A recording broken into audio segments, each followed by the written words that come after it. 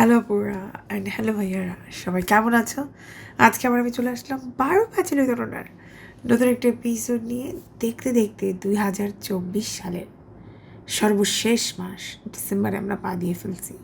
তো দেখতে দেখতে শীতকাল তো চলেই আসলো, যদিও বা ঢাকাতে অনেক কম, বা ঢাকার বাইরে মনে হয় অনেক বেশি পড়ে গেছে। অবশ্যই আমাকে জানাতে ভুলবে না কে কোথা থেকে আজকের 12 দেখছো, শুনছো, এবং তোমাদের এলাকাতে কেমন শীত পড়েছে। শীত পড়ুক না পড়ুক, আমাদের স্কিনে কিন্তু অনেক টান টান অলরেডি দেখা দিয়েছে। স্কিন অনেক রুক্ষ শুষ্ক ভাব দেখা দিয়েছে। তাই আমরা ভাবলাম এটা একটা পারফেক্ট টাইম স্কিন আর্টিস্ট্রির পেজে বডি কেয়ার লাইনটা লঞ্চ করার। তো আমরা তোমাদের সাথে ইন্ট্রোডিউস করতে যাচ্ছি আমার খুবই পছন্দের দুটো বডি লোশন। সেটা হচ্ছে টাডা নিভিয়া ব্র্যান্ডের, একটা হচ্ছে স্কিন মিল্ক, আরেকটা হচ্ছে প্রিমিয়াম হোয়াইটেনিং। যাদের বডিতে এত ড্রাই আউট হওয়ার প্রবলেম নাই, যারা সারা বছরের জন্য একটা পারফেক্ট লোশন চাও যে তোমার স্কিনটাকে গ্লোয়িং হেলদি করতে সাহায্য করবে, তারা চাইলে প্রিমিয়াম হোয়াইটেনিংটাও ইউজ করতে পারো। এখন তোমাদের সাথে এই বডি লোশনটার টেক্সচারটা শেয়ার করতেছি। এটা কিন্তু খুবই সেরামি টাইপের টেক্সচার, একটু দেখো। আমি সত্যি কথা বলতে, এটা আমি গত বছর একবার, আমার স্কিন এত ড্রাই ছিল, মেকআপ করার আগে কোনো সিরাম খুঁজে পাচ্ছিলাম না, আমি ফেসে লাগিয়ে একবার মেকআপ করেছিলাম। এটা ব্যবহার করার সাথে সাথে আমার মুখের যে চামড়া উঠতেছিল শীতকালে, ইমিডিয়েটলি এগুলো নরম হয়ে গেছিলো, আর আমার মুখের মেকআপ অনেক সুন্দর বসছিল। বাট আমি কাউকে বলবো না এই লোশন ব্যবহার করে মুখে মেকআপ করতে, বাট ইমার্জেন্সিতে অ্যাকচুয়ালি কাজে লাগে। আমি এটা কয়েকবার করেছি। এটা মানে একটা গ্লাসি স্কিন টাইপের লোশন, এটা সারা বছর ব্যবহার করা যায় এমন টাইপের একটা লোশন। আমি এখানে বেশি করে লাগাইছি, তাই বলে তোমার স্কিনটা এরকম কাচের হয়ে থাকবে না, তুমি এটা অবশ্যই মিশিয়ে ফেলবে। মানে এটা তোমার স্কিনটাকে খুবই হাইড্রেটিং, গ্লোয়িং, একটা হেলদি লুক দিতে সাহায্য করে। এটা একদমই চটচটে না, গ্রিসি না, অয়েলি না, এটা সারা বছর ব্যবহার করা যায় এরকম টাইপের একটা বডি লোশন। অনেক আপুদের কমপ্লেন থাকে যে আপু আমি লোশন ব্যবহার করতে একদমই পছন্দ করি না, কজ দিন শেষে এটা আমার স্কিনটাকে অয়েলি গ্রিসি বানায় দেয়। এই কারণে অনেকে সারা বছর এরকম পা ফাটা নিয়ে ঘুরতে পছন্দ করে। তো তাদেরকে আমি রিকোয়েস্ট করবো, প্লিজ স্কিন আর্টিস্ট্রি পেজ থেকে এই প্রোডাক্টটা পারচেস করো, দেন আমাকে থ্যাংক ইউ দাও যে আপু তুমি কী প্রোডাক্টের সাথে আমাদের পরিচয় করালা। এটা আমার স্কিনটাকে তো গ্লোয়িং হেলদি বানাচ্ছে, বাট আমার স্কিনটাকে একদমই চটচটে বানাচ্ছে না। আর যাদের স্কিন ড্রাই, ডিহাইড্রেট, ফ্লেকি, মানে স্কিনে এরকম আঙ্গুল দিয়ে চাইলে কাটাকুটি খেলা যাবে, তাদের জন্য নিভিয়া সান মিল্ক। যেহেতু আমি নামাজ পড়ি, দিনে 5 বার আমার উজু করা লাগতেছে, আমার স্কিন অন্যদের থেকে কিন্তু দেখা যায় ড্রাই হওয়ার প্রবণতা একটু বেশি থাকে, যে কারণে শীতকালের জন্য এটা আমার বেশি পছন্দের। দেখলেই এটা থেকে কিন্তু আমি একটু তার পাশাপাশি আমি এই লোশনটাও একটু ব্যবহার করে দেখাই। এটা থেকে কিন্তু এটা একটু থিক টাইপের, এটা হচ্ছে একটু সেরামি টাইপের, আর সান মিল্কটা একটু থিক টাইপের। এটা তোমার স্কিনে একটা মোটা আবরণ তৈরি করে দিবে, যেটা তোমার স্কিনটাকে কোনো মতে ড্রাই ডিহাইড্রেট হতে দিবে না। বিশেষ করে শাওয়ার করার পর যদি এটা তুমি ব্যবহার করো, ডিল মানে তোমার স্কিনের সব প্রবলেমকে একদম সিলগালা করে দিবে। আর বাই দ্য ওয়ে, আরেকটা যে কথা তোমাদের সাথে না শেয়ার করলেই না, সেটা হচ্ছে অনেকদিন ধরে আমাদের পেজে সবাই নক করতেছিলে আর জিজ্ঞাসা করতেছিলে আপু ইপসা আবার তোমাদের পেজে কবে রিস্টক হবে। সো টাটা, আজকে থেকে ইপসা আবার রিস্টক হয়ে গেছে। সো যারা যারা চাচ্ছিলে এখনই তোমরা চাইলে এটা পারচেস করে নিতে পারো। আমরা হিউজ পরিমাণে এটা রিস্টক করেছি। সো আশা করছি আগামী কয়েক মাসে এটা স্টক আউট হবে না। আর যদি তোমরা স্টক আউট করে ফেলতে পারো তো কংগ্রাচুলেশন। যারা যারা এই প্রোডাক্টগুলো পারচেস করতে চাও, তোমাদের জন্য স্কিন আর্টিস্ট্রি পেজের যাবতীয় ইনফরমেশন আমার ডিসক্রিপশন বক্সে দেওয়া থাকবে। সো হ্যাশট্যাগ সেল প্রমোশন ডান। তো চলো দেরি না করে শুরু করে দিই আজকের 12 আজকে তোমাদের সাথে একটি ট্রু ক্রাইম স্টোরি শেয়ার করতে যাচ্ছি, আর এটা ঘটে গেছে ইউএসের ওকলাহোমাতে। যাকে নিয়ে আজকে আমাদের 12 তার নাম শিরিলেন। এই মুহূর্তে তার বয়স 40 বছর, এবং ববি জেমিসন এই মুহূর্তে তার 44 বছর। 2002 সালের সেপ্টেম্বরে তাদের প্রথম পরিচয় হয়, এবং প্রথম পরিচয় তাদের লাভ এট ফার্স্ট সাইট হয়ে যায়। বাট যে জিনিসটা আমাদের জানা দরকার, ওই মুহূর্তে শেলেন অলরেডি ম্যারিড ছিল আরেকটি পুরুষের সাথে, এবং সেই ঘরে তার একটি ছেলে সন্তান ছিল যার নাম কোলটন। বাট শেলেন যেটা জানায় যে ববি জেমিসনের সাথে তার যখন প্রথম পরিচয় হয়, সে অ্যাকচুয়ালি তখন জানতে পারে যে ট্রু লাভ কী, একজন পুরুষ একজন মহিলাকে কীভাবে রেসপেক্ট করে, কীভাবে ভালোবাসে। কারণ তার হাজব্যান্ডের সাথে তার অ্যাকচুয়ালি ভালো রিলেশনশিপ ছিল, তাদের রিলেশনশিপটা খুবই টক্সিক ছিল। সে অনেক দিন ধরেই চিন্তা করছিল যে এই রিলেশনশিপ থেকে কীভাবে বের হয়ে আসা যায়। সো সে যখন তার মনের মতো একজন পুরুষকে পেল, সে তখন ডিসাইড করলো তার হাজব্যান্ডকে সে ছেড়ে চলে আসবে। সো কিছুদিনের ভিতরেই সে তার হাজব্যান্ডকে ডিভোর্স দিয়ে দেয়, তার ছেলে কোলটনকে নিয়ে ববি জেমিসনের হাত ধরে ওকলাহোমার আরেক সাইডে শিফট হয়ে যায়। যারা যারা শার্লেনকে অনেক আগে থেকে চিনতো এবং ববি জেমিসনকে অনেক আগে থেকে চিনতো, তারা যেটা জানায় যে যখন থেকে শার্লেন আর ববি জেমিসন একসাথে লিভিং করা স্টার্ট করে অথবা তাদের রিলেশনশিপ স্টার্ট হয়, ওরা দুজন দুজনকে পাগলের মতো ভালোবাসে, মানে একজন আরেকজনকে ছাড়া থাকতেই পারে না। তো ওদের রিলেশনশিপের কিছুদিনের মাথায় শার্লেন প্রেগনেন্ট হয়ে যায় এবং 2003 সালে তাদের প্রথম কন্যা সন্তানের জন্ম হয়, যার নাম মেডিসন। তারা এমনিতেই দুজন দুজনকে পেয়ে খুশিতে আত্মহারা ছিল এবং যখন ওদের ঘরে এই ফুটফুটে কন্যা সন্তানটা আসে, মানে ওদের সুখের আর সীমা নেই। বাট ওদের এই সুখটা আর বেশি দিন স্টে করে না, কারণ 2003 সালের নভেম্বর মাসে ববি জেমিসনের একটা বড় ধরনের অ্যাক্সিডেন্ট হয়ে যায়, কার অ্যাক্সিডেন্ট। আর এই কার অ্যাক্সিডেন্টে তার এতটাই বড় ব্যাক ইনজুর হয়, তাকে অনেক মাস ধরে হসপিটালাইজ হয়ে থাকতে হয়, মানে সে উঠে দাঁড়াতে পর্যন্ত পারতো না। ধীরে ধীরে এমন একটা পর্যায়ে চলে আসে যে ববি জেমিসন পেইন কিলার ছাড়া একদমই চলতে পারে না, কারণ ওর সারা শরীরে এত তীব্র ব্যথা, একদিন পেইন কিলার না খেলেই ও ব্যথায় কাতর হয়ে যায়। নর্মালি ওয়াশরুমে যাওয়ার জন্য গার্লফ্রেন্ডের সাহায্যের প্রয়োজন হয়। তো একটা পর্যায়ে সে পার্মানেন্টলি রিটায়ার করবে, সে আর কোনো চাকরি করবে না। বাইরের দেশে যারা চাকরি করে না, তাদের ডিসএবিলিটিস প্রবলেম থাকলে দেখা যায় তাদেরকে একটা মাসিক ভাতা তাদের গভর্নমেন্ট তাদেরকে দিয়ে থাকে। তো শেষমেশ এখন এমন একটা পর্যায়ে চলে আসে যে ববি জেমিসন গভর্নমেন্টের এই ডিসএবিলিটিসের মাসিক ভাতার টাকা দিয়েই তার সংসার চালানো স্টার্ট করে। হঠাৎ করেই যেন শার্লেন এবং ববি জেমিসনের লাইফটা একদম উলটপালট হয়ে যায়। কিছুদিন আগেই তাদের ঘরে একটা সন্তান এসেছে, এর ভিতরে ববি জেমিসনের একটা অনেক বড় অ্যাক্সিডেন্ট হয়, যে কারণে সে এতটাই অসুস্থ হয়ে যায় যে তাকে পার্মানেন্টলি রিটায়ার্ড হয়ে যেতে হয়েছে। তো যে কারণে এখন থেকে শার্লেন ডিসাইড করে যে সে জব করবে এবং সে ইনকাম করা স্টার্ট করবে। 2004 সালের জুন মাসের দিকে তারা ডিসাইড করে অ্যারিজোনাতে তারা 4 জন ফ্যামিলি ট্যুরে যাবে, মানে শার্লেন, ববি, কোলটন এবং তাদের ছোট বেবি মেডিসন। 2004 সালের জুলাই মাসের দিকে হঠাৎ করে তারা ডিসাইড করে তারা ফুল ফ্যামিলি, মানে শার্লেন, ববি, কোলটন এবং মেডিসন, তারা 4 জন সবাই মিলে অ্যারিজোনাতে একটা ফ্যামিলি ট্যুরে যাবে। এবং সেখানে যেই হঠাৎ করে শার্লেন এবং ববি ডিসাইড করে যে তারা বিয়ে করে ফেলবে। অ্যারিজোনাতে ঘুরতে যেয়ে তারা বিয়ে করে ফেলে এবং সেখান থেকে আসার পর ওকলাহোমার লেক সাইডে একটা বাসা নেয়, এখানেই তারা পার্মানেন্টলি বসবাস করা স্টার্ট করে। এই নতুন বাড়িটা নেওয়ার পর শার্লেন চিন্তা করে, ফাইনালি আমার লাইফে মনে হয় একটু সুখ শান্তি আসতে যাচ্ছে। এবার যে সমস্যাটা ছিল, শার্লেনের আবার একটু মানসিক সমস্যা ছিল, যেটা হচ্ছে বাইপোলার ডিসঅর্ডার।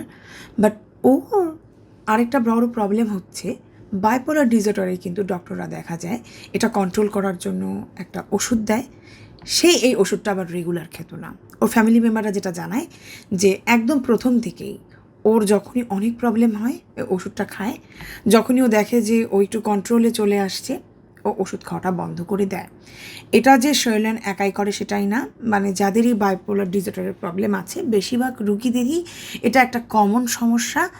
কারণ বাইপোলার ডিসঅর্ডারকে কন্ট্রোল করার জন্য যে ওষুধটা ডক্টররা দিয়ে থাকে, এটার আমি যতদূর শুনেছি সাইড এফেক্ট আছে। অনেকের মাথা ঝিমঝিম করে, অনেকের মাথা ব্যথা করে, অনেকের অনেক বমি বমি ভাব লাগে, যে কারণে অনেক রুগীরাই এই ওষুধটা কন্টিনিউ করতে চায় না। তো যখনই শার্লেন মনে করতো যে আমি এখন ভালো হয়ে গেছি, তো তখনই সে এই ওষুধটা খাওয়া বন্ধ করে দিত। শার্লেনের ফ্যামিলি মেম্বাররা এটাও জানায় যে যখনই ও ডিসাইড করে যে ও আর এই ওষুধটা কন্টিনিউ করবে না, তখনই পুরো ফ্যামিলিতে বলতে পারো একটা ঝড় বয়ে যায়। এর রিজন মানে যেহেতু ওর বাইপোলার ডিসঅর্ডার মুড সুইংয়ের প্রবলেম রয়েছে, ওষুধ খাওয়াটা বন্ধ করে দিলে ওকে আর কেউ সহ্য করতে পারে না। কারণ ও কথায় কথায় ঝগড়া করে, সবার সাথে খারাপ ব্যবহার করে, মানে ও একদম অ্যাটাকের মোডে থাকে, খুবই হেটফুল, অ্যাংরি পার্সনে পরিণত হয়ে যায়, মানে তাকে আর চেনা যায় না, সে টোটালি একজন ডিফারেন্ট পার্সনে পরিণত হয়। একটা জিনিস আগেই তোমাদের সাথে শেয়ার করে নিই, শার্লিন নামটা বলতে কিন্তু আমার প্রচণ্ড কষ্ট হচ্ছে। সো আমি ওর নামটা এক একবার এক এক সময় এক এক রকম করে উচ্চারণ করতে পারি।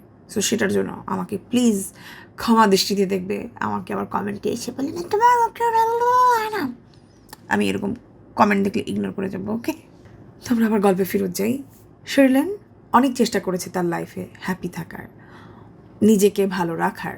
ও যখনই মানে চিন্তা করে যে ফাইনালি আমি আমার লাইফে সেটেল ডাউন হতে পেরেছি, ফাইনালি আমি এখন থেকে ভালোভাবে থাকবো, তখনই তার লাইফে কোথা থেকে একটা বড় সমস্যা চলে আসে, কেউ জানে না। সেরকমই 2007 সালে ও একদমই রেডি ছিল না ওর লাইফে যেটা ঘটে যায়।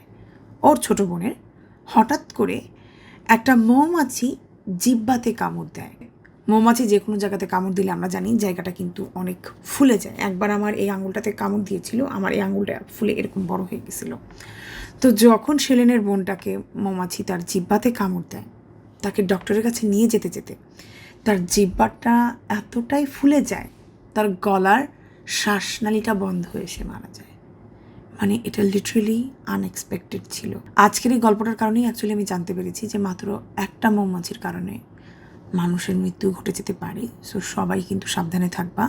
মৌমাছি যেন কখনো তোমাদের মাউথ এরিয়াতে কখনো বাইট না দিতে পারে, এটার কারণে মানুষ শ্বাসরুদ্ধ হয়ে মারা যেতে পারে। শার্লিনের বোনের মৃত্যুর পর শার্লিনের মেন্টাল হেলথের অবস্থা অনেক বাজে হয়ে যায়, বিকজ ও লিটারেলি রিয়েলিটি চেক দিতে পারতেছিল না। বিকজ এমনিতে ওর বোনের সাথে ও প্রচণ্ড ক্লোজ ছিল, তার ভিতরে ওর মেন্টাল হেলথের অনেক প্রবলেম, এর মধ্যে তার সংসারেও অনেক ঝামেলা যাচ্ছিল। তো এত কিছুর ভিতরে সে আরেকটা দুঃসংবাদ জানতে পারে। তার শ্বশুর শাশুড়ি হঠাৎ করে 40 বছর পর ডিসাইড করেছে তারা এক ছাদের নিচে আর বসবাস করবে না, তারা এখন ডিভোর্স চায়। আর যতদূর জানা গেছে তার শ্বশুর বব ডিন, তার অ্যাকচুয়ালি মেন প্রবলেম, যে কারণে সবাই অ্যাকচুয়ালি তার শাশুড়ি স্কারলেটকে সাপোর্ট করছিল, যে জন্য বব ডিন তার প্রত্যেকটা সন্তান এবং তার ওয়াইফের উপরে প্রচণ্ড ক্ষেপে যায়। এমন একটা পর্যায়ে চলে আসে বব ডিন সবাইকে একেবারে থ্রেট দেওয়া শুরু করে যে তোদের তুমি মেরে ফেলবো, কীভাবে এত তোদের স্পর্ধা হয় বাবার বিরুদ্ধে যে মাকে সাপোর্ট করার। মানে এমন একটা পর্যায়ে চলে আসে, একবার ববিকে মানে তার নিজের বাবা বলে বসে যে তুমি যদি আমাকে সাপোর্ট না করো, আমি তোমাকে, তোমার বাচ্চাকে, তোমার বউকে গুলি করে মেরে ফেলবো। অনেক বাবা মাই রাগ করে ছেলে মেয়েকে মেরে ফেলার থ্রেট দেয়, এটা সব দেশেই common problem. But Bob dean যে শুধুমাত্র মুখেই ছেলেকে মেরে ফেলার থ্রেট দিয়েছে সেটা কিন্তু না। 2008 সালের নভেম্বর মাসে গাড়ি দিয়ে তার ছেলেকে সে চাপা দেওয়ারও একবার চেষ্টা করে। তখন ববি যেটা মনে করে এটা কোয়াইট সিরিয়াস হয়ে গেছে, তখন সে অ্যাকচুয়ালি ভয় পেতে থাকে যে না, হোয়াট ইফ এমন হয় যে সত্যিই বাবা আমাকে এবং আমার সন্তানকে মেরে ফেলে। তো উনি মনে করেন যে এটা আমার পুলিশকে জানিয়ে রাখা দরকার এবং পুলিশের থেকে আমার একটা প্রোটেকশন নেওয়া দরকার। তো উনি ওনার বাবার বিরুদ্ধে একটা কমপ্লেন লেখায়। এই কমপ্লেনে ববি উল্লেখ করেছিল তার বাবা তাকে খুন করার হুমকি দিয়েছে, একবার না 2 বার। এবং এর সাথে সাথে পুলিশকে ববি এটাও জানায় তার বাবা বিভিন্ন টাইপের এক্সট্রা কারিকুলার অ্যাক্টিভিটিসের সাথে জড়িত, মানে এক্সট্রা কারিকুলার অ্যাক্টিভিটিস টাইপের মহিলাদের সাথেও সে জড়িত, উত্তেজিতমূলক ড্রাগসের সাথে সে জড়িত, বিভিন্ন টাইপের গ্যাংসের সাথে সে জড়িত। মানে তার বাবা মূলত কোনো ভালো মানের পুরুষ নয়। এবং ববি পুলিশকে এটাও জানায় যে তার বাবা অ্যাকচুয়ালি প্রচণ্ড ডেঞ্জারাস টাইপের একজন পার্সন, যিনি কিনা নিজেকে আইনের ঊর্ধ্বে মনে করেন, এবং সেই জন্যেই ববি ভয় পাচ্ছে এই লোকটা তার ফ্যামিলির সাথে যে কোনো মুহূর্তে যে কোনো টাইপের দুর্ঘটনা ঘটিয়ে দিতে পারে। পুলিশরা তার সব কিছু শোনার পর তারা মনে করেন যে তার এই মুহূর্তে কোনো পুলিশ প্রোটেকশনের প্রয়োজন নেই। আর এই কথাটা যখন ববি জেমিসন জানতে পারে সে প্রচণ্ড হতাশ হয়ে যায় যে পুলিশরাও জিনিসটা একদমই সিরিয়াসলি নিচ্ছে না। ববি জেমিসনের ডিসএবিলিটির পেনশনের টাকা আর শার্লিনের একমাত্র জবের টাকা দিয়ে এই সংসারটা চালানো একদমই পসিবল হচ্ছিল না। এর ভিতরে শার্লিন ডিসাইড করে যে তার এক্স হাজব্যান্ডের নামে সে চাইল্ড সাপোর্টের একটা কেস করবে, কারণ সে তার হাজব্যান্ডকে ডিভোর্স দিয়েছে, প্রায় 40 মাস হতে চলেছে। এই 40 মাস ধরে সে তার ছেলেকে একাই লালন পালন করছে। বাবা হিসাবে যেখানে তাকে টাকা প্রোভাইড করার কথা ছিল সেটাও সে প্রোভাইড করতেছে না। 40 মাস কিন্তু 1-2 মাস না, যে অনুযায়ী মানে শার্লিনকে টাকা দেওয়ার কথা ছিল সেটা যদি একবারে শার্লিনের জমা পড়ে যায়, প্রায় সেটা তখনকার সময় $30,000 হবে। তো যখন কোর্টে কোল্টনকে নিয়ে যাওয়া হয় এবং তাকে জিজ্ঞাসা করা হয় যে তোমার কি এখানে মতামত, তুমি তোমার প্যারেন্টসের ব্যাপারে কী বলতে চাও?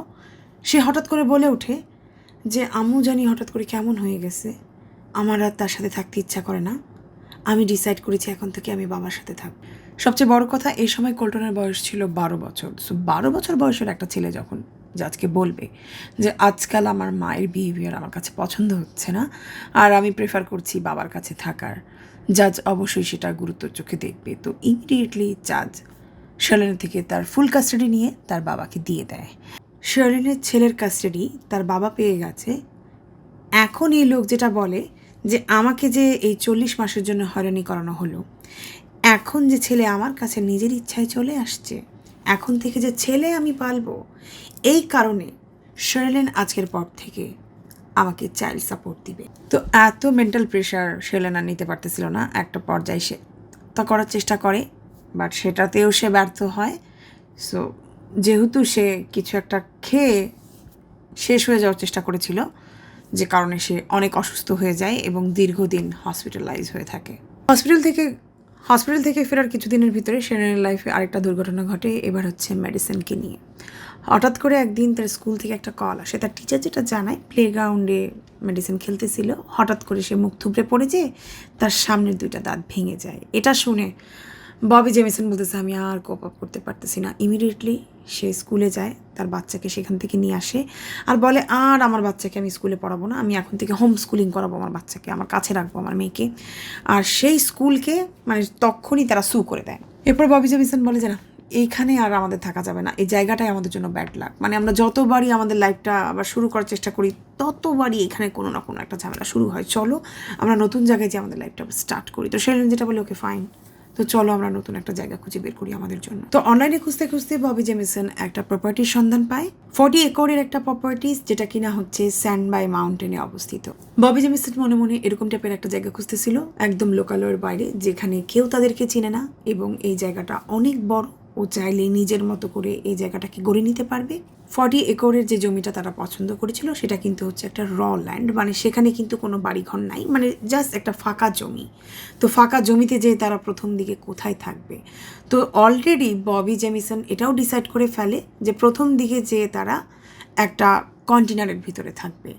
ইউটিউবে যারা যারা টাইনি হাউসের ভিডিও দেখো তারা জানবে যে কন্টেনারের ভিতরেও কত সুন্দর করে একটা বাড়ি বানানো যায়। মানে এটা আমার খুবই ফেভারিট ভিডিও, যদিও বা আমি ঘর একদমই গুছাইতে জানি না, ছোট জায়গায় আমি থাকতেও পারি না, বাট এরকম টাইনি হাউসের ভিডিও দেখা আমার খুবই পছন্দ।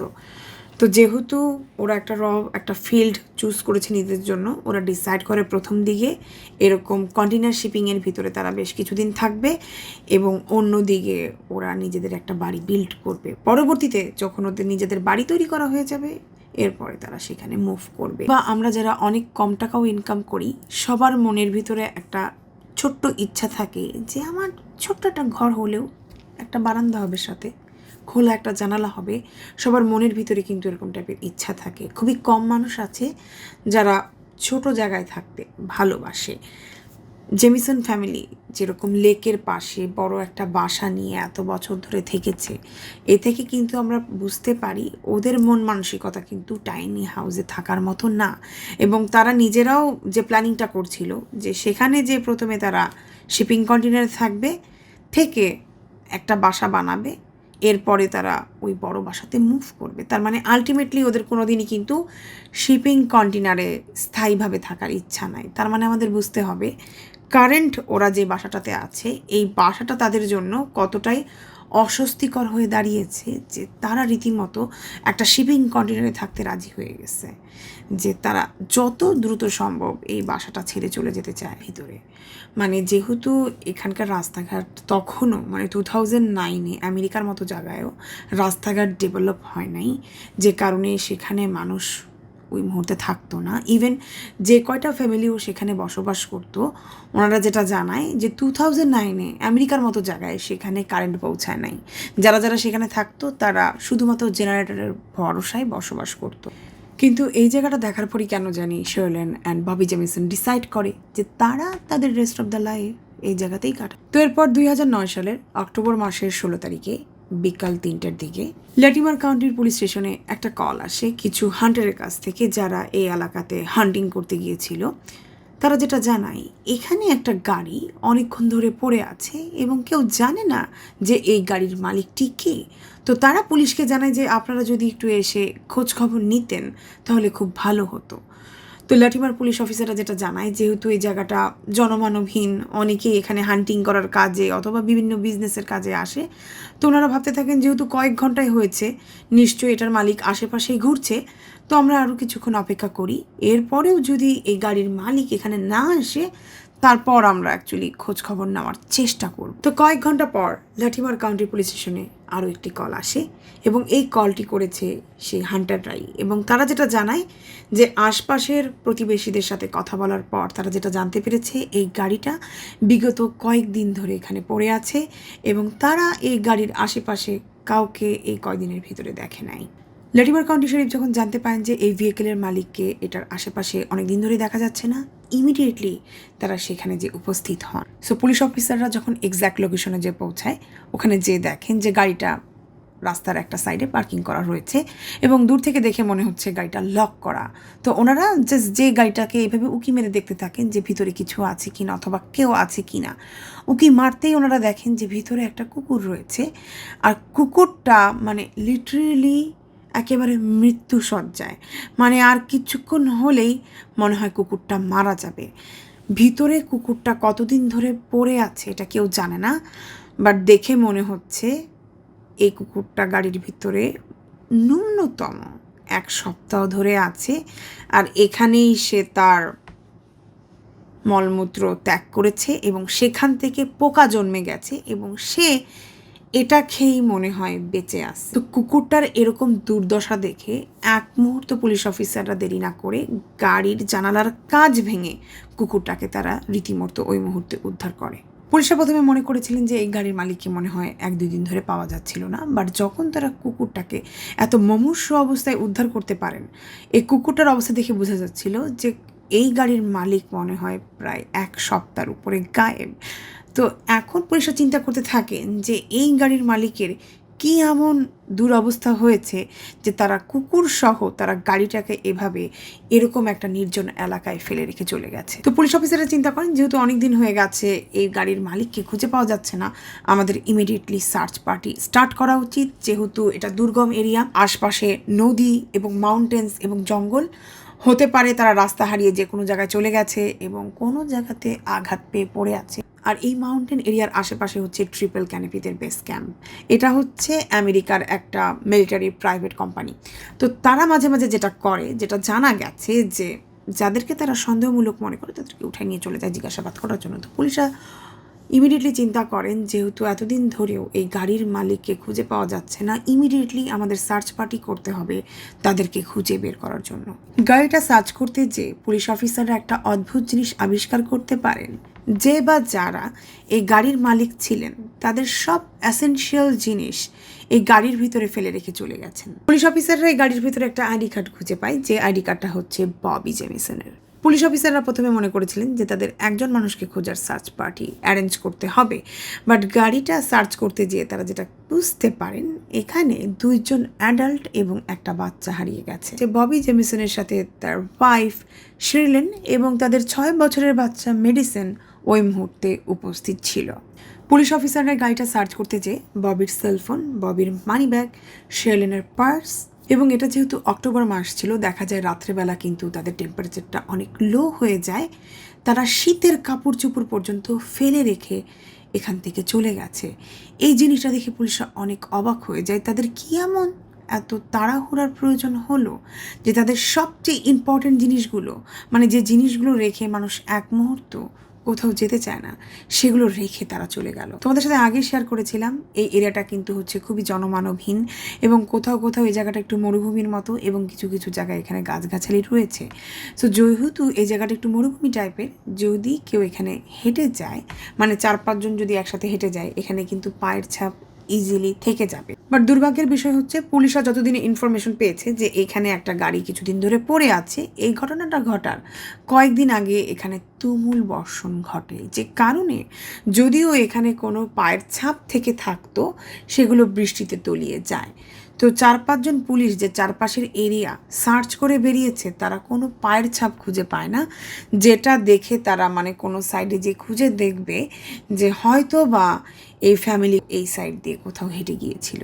এই ফ্যামিলির ব্যাপারে আরও ইনফরমেশন জানার জন্য পুলিশ অফিসাররা ববি জেমিসনের ফেলে রেখে যাওয়া সেলফোনটা সার্চ করা স্টার্ট করেন, কারণ ওনারা এখন পর্যন্ত জানেন না এক্স্যাক্টলি কবে তারা এখানে গাড়িটা রেখে চলে গেছেন। তো ওনারা এই সেলফোনটা সার্চ করে দেখার চেষ্টা করেন যে লাস্ট কবে এই ফোনটা ব্যবহার করা হয়েছিল, তাহলে আমরা অ্যাকচুয়ালি বুঝতে পারবো যে আমরা কবে থেকে। পুলিশ অফিসাররা চিন্তা করতে থাকেন যে যদি আমরা বের করতে পারি যে এই সেলফোনটা লাস্ট কবে ব্যবহার করা হয়েছিল, তাহলে বের হয়ে আসবে এই ফ্যামিলিটা কত দিন ধরে হারিয়ে গেছে। ববি জেমিসনের সেলফোন সার্চ করে পুলিশ অফিসাররা যেটা জানতে পারেন, 2009 সালের অক্টোবর মাসের 7 তারিখে তারা বাসা থেকে বের হন এই মাউন্টেন এরিয়াতে আসার জন্য। এর সাথে সাথে তারা এটাও জানতে পারেন এখানে তারা 40 একরের একটা জমি পছন্দ করেছিলেন, যেখানে তারা কিছুদিনের ভিতরে মুভ করবেন বলে প্ল্যান করছিলেন। এবং এই 40 একর জমিতে আসার কিছুক্ষণের ভিতরে তারা আরও কিছু জায়গায় একটু ঘোরাঘুরি করে। এমন কোনো না যে কোনো স্পেসিফিক এরিয়াতে গিয়েছে, মানে যেহেতু এটা খুবই দুর্গম পথের রাস্তা, ওনারা জিপিএস ব্যবহার করে বিভিন্ন এরিয়া একটু ঘোরাঘুরি করে দেখেছেন। যেহেতু তারা এত বড় একটা জমি পারচেস করার চিন্তা ভাবনা করছেন, পুলিশ অফিসাররা যেটা মনে করেন হয়তোবা এর আশপাশ ওনারা একটু ঘোরাঘুরি করে দেখতে চাচ্ছিলেন যে চারপাশের এরিয়াটা কীরকম। জেমিসন ফ্যামিলি যে 40 একর জমি পারচেস করার কথা চিন্তা করছিলেন, এই জমির একটু দূরে মানে তাদের যারা প্রতিবেশী তাদের সাথে যেও জেমিসন ফ্যামিলি দেখা করে এসেছিল, তারা যেটা জানায় জেমিসন ফ্যামিলির সাথে দেখা করার পর অনেক পজিটিভ মনে হয়েছিল এবং তাদেরকে দেখে অনেক এক্সাইটেড লাগছিল। এবং তারা যেটা বলেছিল তারা আর ওয়েট করতে পারছে না, তারা যত দ্রুত সম্ভব এখানে তারা মুভ করার চেষ্টা করবে। ববি জেমিসনের সেলফোনের জিপিএস ট্র্যাক করার পর পুলিশ অফিসাররা এটাও জানতে পারেন সেদিন শুধুমাত্র জমি দেখার জন্যই তারা এই মাউন্টেনে যান নাই, এখানে হয়তো বা কিছুক্ষণের জন্য তারা ট্র্যাকিংও করেছিলেন। মানে যখন তারা এই জমিটা দেখার পর তাদের বাসায় আসার উদ্দেশ্যে রওনা দিয়েছিলেন, একটা পর্যায়ে একটা মাউন্টেনের পাশে তাদের গাড়িটাকে তারা দাঁড় করান। এরপর 30 মিনিট অথবা 20 মিনিট ধরে তারা একটা মাউন্টেনের উপরে ওঠেন। এরপর সেখান থেকে তারা আবার 20 মিনিট পর নেমে আসেন এবং সেখান থেকে নেমে আসার পর তারা আবার কিছুক্ষণ গাড়ি চালাতে থাকেন। এরপর এই স্পেসিফিক জায়গায় এসে গাড়িটা রাখেন এবং তাদের সব ইম্পর্টেন্ট বিলঙ্গিংসগুলো গাড়িতে রেখে এবং তাদের কুকুরকেও গাড়িতে রেখে তারা কোথাও নিরুদ্দেশ হয়ে চলে যান। যেহেতু এই মুহূর্তে তাদের কাছে তাদের সেলফোনটা ছিল না, তাই তাদের জিপিএসটা ট্র্যাকিং করে পুলিশরা বের করতে পারেন না যে রাইট না তারা কোথায় চলে গেছে। এরপরে বেসিক্যালি সব কিছু স্টপ। জিপিএসে এরপর থেকে আর কোনো ইনফরমেশন নেই, মোবাইলেও এরপর থেকে আর কোনো ফোন কল যায়নি, আসেনি এবং গাড়িটাও হয়তোবা এরপর আর ব্যবহার করা হয় নাই। কিন্তু পুলিশের কাছে যে জিনিসটা খুবই অবাক লাগে যে জেমিসন ফ্যামিলি হারিয়ে গেছে প্রায় 1 সপ্তাহ হয়েছে, আর এই 1 সপ্তাহের ভিতরে জেমিসন ফ্যামিলির অন্য কোনো ফ্যামিলি মেম্বাররা এখন পর্যন্ত কোনো পুলিশ স্টেশনে রিপোর্ট লেখায়নি যে তাদেরকে খুঁজে পাওয়া যাচ্ছে না। এই ব্যাপারে জেমিসন ফ্যামিলির অন্যান্য ফ্যামিলি মেম্বাররা যেটা জানায়, যেটা তোমাদের সাথে আমি আগেই শেয়ার করেছি, যেহেতু তারা অনেক প্রাইভেট টাইপের পার্সন, মানে খুবই কম টাইম তারা অন্য মানুষদের সাথে মেলামেশা করতো, মানে এটা তাদের জন্য খুবই নর্মাল যে তারা 1-2 সপ্তাহ তাদের অন্যান্য ফ্যামিলি মেম্বারদের সাথে না কথাবার্তা বলেই থাকতো। মাঝে মাঝেই তারা ফ্যামিলির 3 জন মিলে অন্য জায়গায় ঘুরতে চলে যেত। এবং শৈলেনের বেস্ট ফ্রেন্ড পুলিশ অফিসারকে এটাও জানায়, ও দেখা যায় টানা 1-2 মাস কল দেয় না, ওর সাথে কথাবার্তা বলে না, কোনো যোগাযোগ নাই।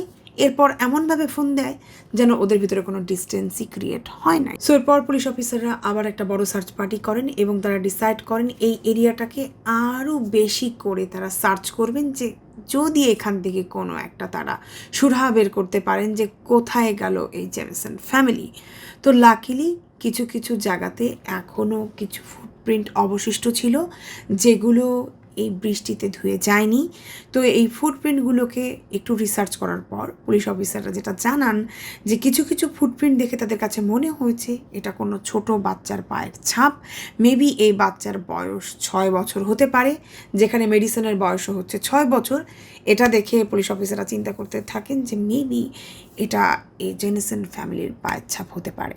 পরবর্তীতে পুলিশ অফিসাররা এটাও খুঁজে বের করতে পারেন যে জেমিসন ফ্যামিলি অ্যাকচুয়ালি কোথায় যেয়ে থাকতে পারে। এটা তারা খুঁজে পান একটা ছবির মাধ্যমে। ববি জেমিসনের মোবাইল দিয়ে যে লাস্ট ছবিটা তোলা হয়েছিল সেটা হচ্ছে মেডিসিনের একটা ছবি, আর তার আশপাশের পরিবেশ দেখে বেসিক্যালি পুলিশ অফিসাররা বুঝতে পারেন যে এটা এই জঙ্গলের কোন এরিয়া। আমি পাশ থেকে ছবিটা দিয়ে দিব, তোমরা দেখলেই বুঝতে পারবে। যেহেতু মেডিসিন একটা পাথরের সামনে দাঁড়িয়ে এই ছবিটা তুলেছিল, যারা এই এলাকার মানুষ তারা অবভিয়াসলি জানে যে এই পাথরটা কোন জায়গাতে আছে, তো তারা দেখেই বুঝে গিয়েছিল যে অ্যাকচুয়ালি এই এরিয়াটা কোন জায়গায়। মেডিসিনের এই ছবিটা যখন মেডিসিনের অন্যান্য ফ্যামিলি মেম্বারদেরকে দেখানো হয়, তারা যেটা বলেন যে এখানে তাকে খুবই অন্যরকম দেখাচ্ছে, দেখে মনে হচ্ছে তাকে জোর জবরদস্তি করে কেউ ছবিটা তুলিয়েছে এবং তাকে ওই মুহূর্তে হাসতে বলা হয়েছিল। দেখে মনে হচ্ছে তার চোখে ভয়, সে কান্নার চেষ্টা করতেছে এবং ভয়ে ভয়ে সে হেসে দেখানোর চেষ্টা করতেছে, আমি কাঁদতেছি না, আমি হাসতেছি। আমাদের বাচ্চা একদমই এরকম না, সে খুবই প্রাণবন্ত, সে হাসি খুশির একটা বাচ্চা। বাট এই বাচ্চা দেখে মনে হচ্ছে মেবি তার বাবার মোবাইলটা অন্য কারো হাতে ছিল, কেউ তাকে ফোর্স করিয়ে এই ছবিটা তুলেছে। বাট এই কথাটা শুনে ওই মুহূর্তে নেটিজেনরা যেটা জানান যে 6 বছরের বাচ্চাদের ক্যারেক্টারই এরকম টাইপের হয়, যখন তাদেরকে কেউ ফোর্স করে ছবি তোলানোর চেষ্টা করে অনেক সময় তারা কান্নাকাটি করে ফেলে। তো এটা দেখে কখনোই এটা বলা যায় না যে মেবি ওই মুহূর্তে তাদেরকে কেউ আটক করে রেখেছিল এবং জোর করে তাদের এই পিকচারটা কেউ তুলিয়েছিল। পুলিশ অফিসারদের অ্যাকচুয়ালি কোনো থিওরি সফল হচ্ছিল না, আদারওয়াইজ এটা ছাড়া যে মেবি এই জেমিসন ফ্যামিলি এই মাউন্টেনে হারিয়ে গেছে। তো ওনারা আবার অনেক বড় একটা সার্চ পার্টি তৈরি করেন, যার মাধ্যমে তারা এই ফ্যামিলিকে খুঁজে বের করবেন। এটা হচ্ছে ওকলাহোমার এখন পর্যন্ত সবচেয়ে বড় সার্চ পার্টি কোনো ফ্যামিলি মেম্বারকে খুঁজে বের করার জন্য। যেহেতু পুলিশ অফিসাররা এই পুরো লোকালয়টা খুব ভালো মতো করে চিনত না, একপাশে জঙ্গল, একপাশে রিভার, একপাশে মাউন্টেন থাকার কারণে, সে কারণে আশপাশের যারা প্রতিবেশী এখানে বসবাস করতো তারা বলেন যে আমরাও আপনাদের সাথে জয়েন করব। যেহেতু এই এলাকা আমরা আপনাদের থেকে ভালো জানি, আমরাও আপনাদের সাথে এই ফ্যামিলিকে এখান থেকে খুঁজে বের করতে চাই। সবাই মিলে এই আশপাশের এরিয়াটা সার্চ করা শুরু করে এই জেমিসন ফ্যামিলিকে উদ্ধার করার জন্য। না, এত সার্চ করানোর পরও যখন কোনো ফলাফল আসতেছিল না, এরপরে পুলিশ অফিসাররা চিন্তা করেন যে আমাদের এই সার্চ পার্টিটা বন্ধ করতে হবে এবং এরপর আমরা এক একটা জায়গাকে টার্গেট করে করে সার্চ পার্টি করব। এতে যেটা হবে তাহলে একটা ইনফরমেশনও আমাদের হাত থেকে বাদ পড়বে না। পরবর্তীতে পুলিশ অফিসাররা আরেকটা ইনফরমেশন বের করতে পারে, সেটা হচ্ছে অক্টোবর 12 থেকে কেউ ববি জেমিসনের মোবাইল ইউজ করে তারই ভয়েস মেলে কেউ কল করার চেষ্টা করেছে। এখন কথা হচ্ছে ববি জেমিসনের হোল ফ্যামিলিকে খুঁজে পাওয়া যাচ্ছে না অক্টোবর মাসের 7 তারিখ থেকে। সেদিন থেকে তার গাড়ি লকড অবস্থায় পড়ে আছে একটা রোড সাইড এরিয়াতে এবং গাড়ির ভিতরে তার কুকুরটাই ছিল অনলি। তাহলে এতদিন পর, মানে 5 দিন পর 12 তারিখে কিভাবে তার মোবাইল ইউজ করে কেউ তার ভয়েস মেলে কল করার চেষ্টা করলো, এটা কেউ খুঁজে পাচ্ছে না। পরবর্তীতে পুলিশরা একটা কনক্লুশনে আসে যে মেবি কুকুরের পায়ের চাপ পড়ে মোবাইলে ডিরেক্টলি ভয়েস কলে চলে গেছে। কিন্তু এখানে আরেকটা কোশ্চেন চলে আসে, যদি কুকুর মোবাইলের উপর এভাবে পা দিয়ে চাপ দিতে থাকে তাহলে সে 1 2 3 4 অনেকগুলোতেই কিন্তু ডায়াল করতে পারে। সে অন্য কিচ্ছুতে ডায়াল করে নাই, শুধু 3-4 বার ভয়েস কলে ডায়াল করার চেষ্টা করেছে। অনেকেই যেটা চিন্তা করতে থাকে যে ওই মুহূর্তেও হয়তোবা জেমিসন ফ্যামিলির কাছে এই মোবাইলটা ছিল, তারা হয়তোবা তাদের কাছে সামহাও এই ফোনটা লুকিয়ে রেখেছিল মোবাইলটা বন্ধ করে। আর যখন হয়তোবা তাদেরকে কেউ মারার চেষ্টা করতেছিল, তারা মোবাইলটা অন করে ভয়েস কলটা ওপেন করে হয়তোবা কোনো একটা রেকর্ডেড সাউন্ড সেখানে পাঠানোর চেষ্টা করতেছিল, বাট শেষমেশ পাঠাতে পারে নাই। এখন হু নোজ এটা কতটুকু সত্যি আর কতটুকু মিথ্যা। পুলিশ অফিসাররা যখন এই কেসটাকে কোনোভাবেই আর আগাতে পারছিলেন না, ওনারা চিন্তা করেন যে আমরা গাড়িটাকে আবার সার্চ করব, মেবি এখান থেকেই আমরা কোনো একটা সোর্স খুঁজে পাবো যেটা দিয়ে এই কেসটাকে আমরা আগিয়ে নিয়ে যেতে পারি। তো এই গাড়িটাকে যখন তারা আরেকবার সার্চ করতে যান, এই কেসটা একেবারেই চেঞ্জ হয়ে যায়। এর রিজন, গাড়ির ড্রাইভিং সিটের নিচ থেকে তারা এবার $32,000 উদ্ধার করতে পারে। সবচেয়ে অবাককর বিষয় হচ্ছে, যেই ফ্যামিলি ডিজেবল পে চেকের উপরে চলে, মানে যেই ফ্যামিলির কর্তা কোনো ইনকাম করতে পারে না আর যার ওয়াইফ একটা ছোটো মোটো জব করে, সেই ফ্যামিলি কিভাবে $32,000 তাদের গাড়ির সিটের নিচে নিয়ে ঘুরে বেড়ায়? আর তাদের কি এমন ইমার্জেন্সি হয়েছে যে তাদের $32,000 এবং তাদের সব ইম্পর্টেন্ট বিলঙ্গিংস এবং তাদের প্রিয় কুকুরটাকে রেখে তারা গাড়িটাকে রেখে চলে গেছে? তো সব দিক বিবেচনা করে পুলিশ অফিসাররা আরেকটা নতুন থিওরি তৈরি করে। ওই সময় শরীফ ইসরায়েল, যিনি কিনা এই কেসের ইনভেস্টিগেটর ছিলেন, তিনি যেটা জানান যে এমনও হতে পারে যখন এই জেমিসন ফ্যামিলি গাড়িতে করে বাসায় ফিরছিলেন, হয়তো বা তাদের সাথে তাদের পূর্ব পরিচিত কারো রাস্তায় দেখা হয়ে যায়, তার সাথে জাস্ট কিছুক্ষণের জন্য কথা বলার জন্য তারা জাস্ট গাড়ি থেকে বের হয়। আমরা যদি হুট করে কারোর সাথে কথা বলার জন্য গাড়ি থেকে বের হই, আমরা কিন্তু আমাদের সব বিলঙ্গিংস নিয়ে বের হই না। তারা এই কারণে গাড়ি থেকে বের হলেও হয়তো বা পরবর্তীতে তাদের আর গাড়িতে ব্যাক করা হয় নাই। যখন পুলিশ অফিসাররা সবাইকে ওদের এই থিওরিটা জানায় যে মেবি এমন হতে পারে যে এখান থেকে ওরা কিডন্যাপ হয়ে গেছে, তখন এই এরিয়ার লোকাল মানুষরা যেটা জানায় যে ওরা অলওয়েজ খেয়াল রাখে কখন কোন মানুষ এই এরিয়া দিয়ে আসে আর যায়। অক্টোবর মাসের 7 তারিখে ওনাদের যতটুকু মনে আছে, এইখানে একটাই নতুন গাড়ি আসছিল, সেটা হচ্ছে জেমিসন ফ্যামিলির গাড়ি। ওনারা এখানে আর নতুন কোনো গাড়ি আসতেও দেখে নাই, যাইতেও দেখে নাই, শুধুমাত্র ওনারা জেমিসন ফ্যামিলির গাড়ি দেখেছিল। বাট পুলিশরা বলে যে আপনারা দেখেন নাই এর মানে এই না যে নতুন গাড়ি এখানে আসেনি, হইতেও পারে যে আপনারা খেয়াল করেন নাই, বাট এখান দিয়ে একটা গাড়ি চলে গেছে। পরবর্তীতে পুলিশ অফিসারদের সাথে এফবিআইরাও এই কেসে যোগদান করেন জেমিসন ফ্যামিলিকে উদ্ধার করার জন্য। তো মেডিসিনকে খুঁজে বের করার জন্য পুলিশ অফিসাররা পোস্টার আর বলতে পারো লিফলেট তৈরি করেন আর এটা মানুষদের মধ্যে বিলিয়ে দেন।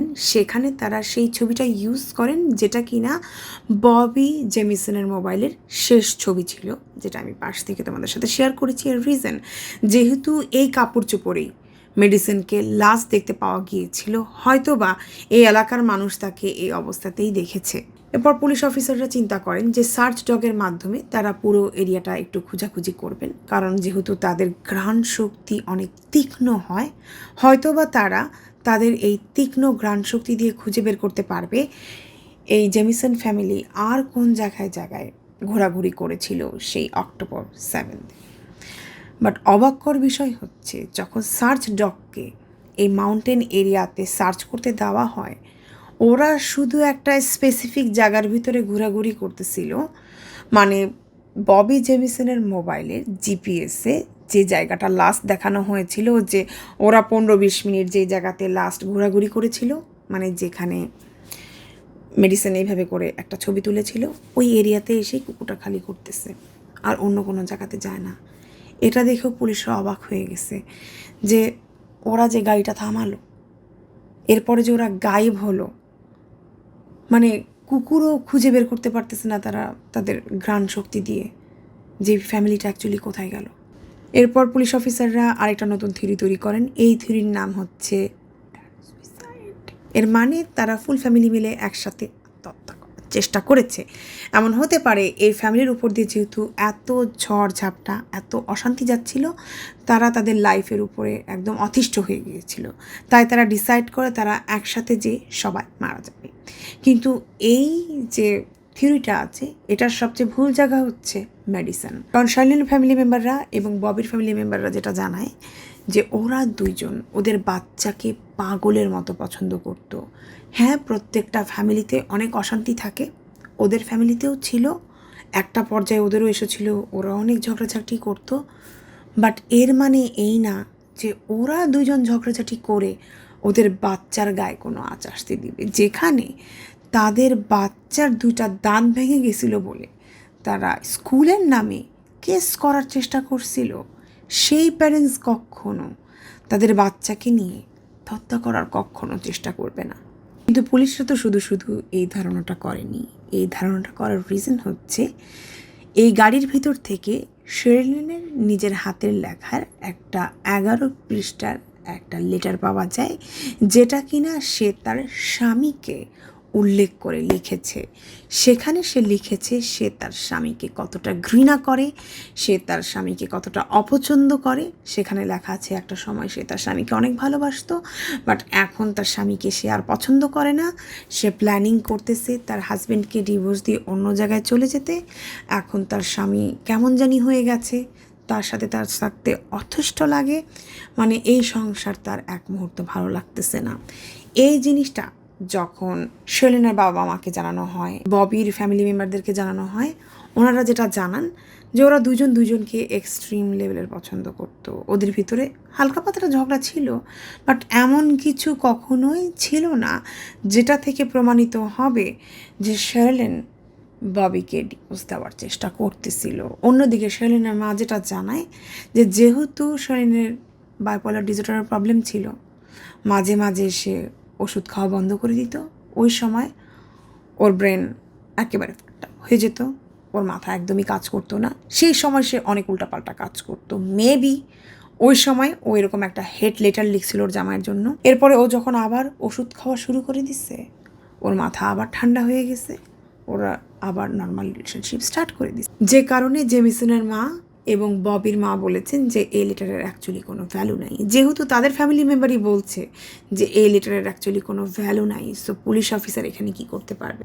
পুলিশ অফিসাররা যখনই এই কেসটার একটা থিওরি তৈরি করছেন, কিছুক্ষণ আগানোর পর কিন্তু এটার একটা ডেড এন্ড চলে আসতেছে। তো ওনারা অ্যাকচুয়ালি বুঝতে পারতেছেন না যে কোথায় গেল এই জেমিসন ফ্যামিলি। তো এই কেসটা নিয়ে ঘাটাঘাটি করতে করতে যখন জেমিসন ফ্যামিলি যে কারেন্ট বাসাটায় থাকতো, এই বাসার আশপাশের প্রতিবেশীদের সাথে পুলিশ অফিসাররা কথাবার্তা বলেন, সেখান থেকে তারা এক অদ্ভুত কথা জানতে পারেন। সেটা হচ্ছে যে এই জেমিসন ফ্যামিলি একটু ভৌতিক সমস্যায় ভুগতেছিল। পরবর্তীতে যেটা জানা যায়, জেমিসন ফ্যামিলি রেগুলার যেই চার্চে প্রার্থনা করার জন্য যেত, সেই চার্চের প্যাস্টর গ্যারি ব্র্যান্টন ইনভেস্টিগেশন চলাকালীন সময় পুলিশদেরকে যেটা জানায় যে যখনই ববি জেমিসন তার কাছে কনফেস করতে আসতো, তাকে যেটা বলতো যে আমার মনে হয় আমার বাসায় মাল্টিপল স্পিরিট বসবাস করে। এখানে স্পিরিট বলতে তিনি মৃত আত্মাকে বুঝিয়েছেন। তিনি বলেন যে আমি প্রায় আমার বাসার ছাদের উপরে 2টা কিংবা 4টা আত্মাকে প্রায় ঘোরাঘুরি করতে দেখি। ইভেন যখন শেরিলিন এই প্যাস্টরের কাছে এসেছিলেন কনফেস করার জন্য, সে যেটা জানায় যে তার কাছে মনে হয় কোনো মৃত পরিবারের ফুল ফ্যামিলি তার বাসায় বসবাস করছে। এখন সে শিওর না এরা কি এই বাসায় আগে থেকেই থাকতো কি না, আর নতুন করে এসেছে। শেরিলিন প্যাস্টরকে এটাও জানায় ওর বাসায় যে ছোট 2টা স্পিরিট বসবাস করতেছে, একজনের নাম এমিলি এবং আরেকজনের নাম মাইকেল। এবং ও আরও জানায় যে এমিলি প্রায় তার সাথে কমিউনিকেশন করার চেষ্টা করে। প্যাস্টর গেরি এটাও জানান যে একবার ববি জেমিসন এক্সোরসিজমের কথাও মেনশন করেছিলেন যে মেবি আমার বাসায় এটা করার প্রয়োজন হতে পারে, কারণ আমার বাসায় যে স্পিরিটগুলো রয়েছে তারা অনেক উৎপাত করছে। তো প্যাস্টর গেরি এই বিষয়টা নিয়ে চিন্তা ভাবনা করে দেখবেন বলেছিলেন। তো একদিন তিনি ঘুমিয়েছিলেন, মধ্যরাতে তার বাসায় ববি জেমিসন কল দেয় এবং তিনি কল দিয়ে জানতে চান, আচ্ছা কোনো স্পেশাল বুলেট পাওয়া যায় স্পিরিটদেরকে মারার জন্য? কারণ আমার বাসার স্পিরিটগুলো এত উৎপাত করছে, মেবি আমার এটা প্রয়োজন হতে পারে। মানে স্পিরিট মারার বুলেট! আমি জানি না ববি জেমিসনের মাথায় কী চলতেছিল যে উনি মনে করছিলেন যে স্পিরিট মারার জন্যও কোনো ধরনের স্পেশাল বুলেট থাকতে পারে, আর সেটা প্যাস্টর হয়তোবা জানবেন। প্যাস্টর তো অনেক টাইপের মানুষদের সাথে কথাবার্তা বলেন।